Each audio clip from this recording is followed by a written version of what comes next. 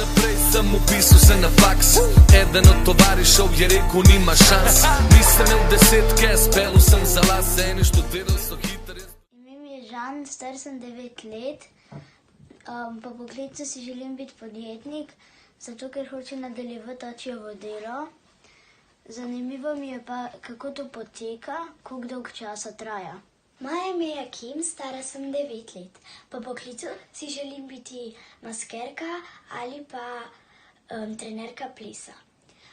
Maskerka si želim biti zato, ker bi rada izvedela, kako poteka v filmih, kako naredijo kri, krvavi kdo ali pa je poškodovan.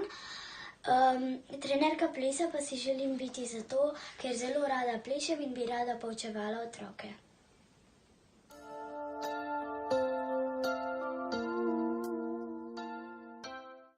Ja, da bi pač imela neki rezervni načrt, kaj bi naredila, če mi ne uspe v prvo.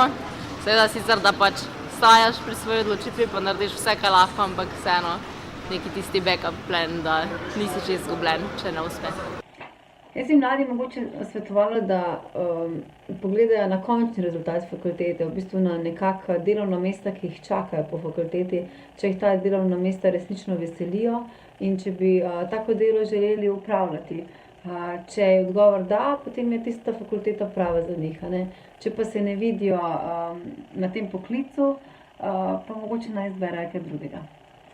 Zdravo, moje ime je Miha in dobil sem precej zahtevno nalogo, da se vrnem kar nekaj let nazaj in sam sebi svetujem, kako bi se odločil pri tem, na kateri faks naj grem, katerega izbrati in tako dalje.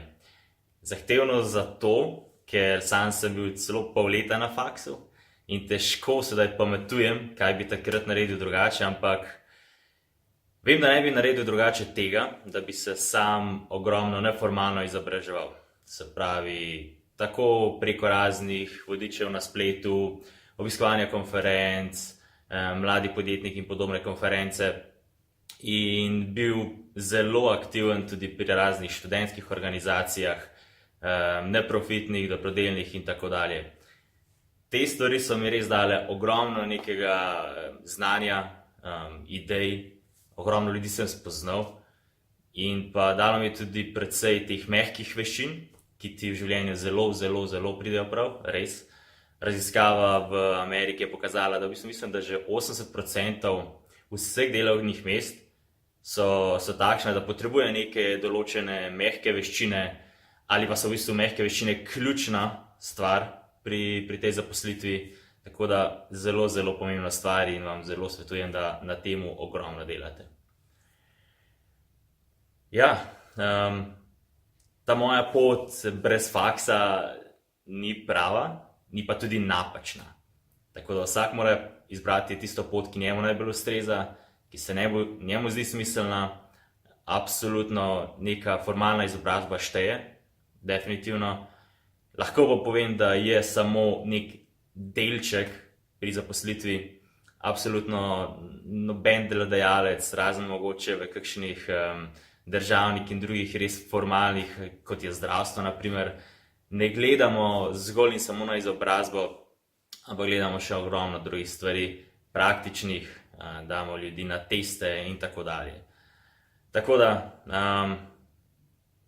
ne prenehajte z raznimi izobraževanji, rešte se, spoznavajte ljudi in če boste to delali, mislim, da enostavno boste uspeli, nekaj se bo nekje odprlo, pa res, da najdete v bistvu tisto, kar vas veseli in da se izobražujete brez nekega pritiska, da se izobražujete z veseljem. Tako da, kar samo akcija naprej, pa bo to.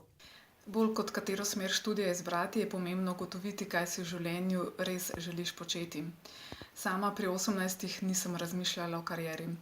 Zaradi ljubezni do živali sem se vpisala na biotehniško fakulteto, zdaj pa delam kot radijska novinarka. Sem dokaz za to, da študij ni nujno povezan s kasnejšo zaposlitvijo.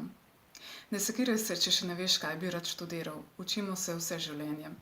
Moj nasvet je enostaven. Veliko sprašuj, išči informacije pri ljudeh z izkušnjami, bodi samozavesten in najpomembnejše, ne oziraj se na to, kaj pravijo drugi.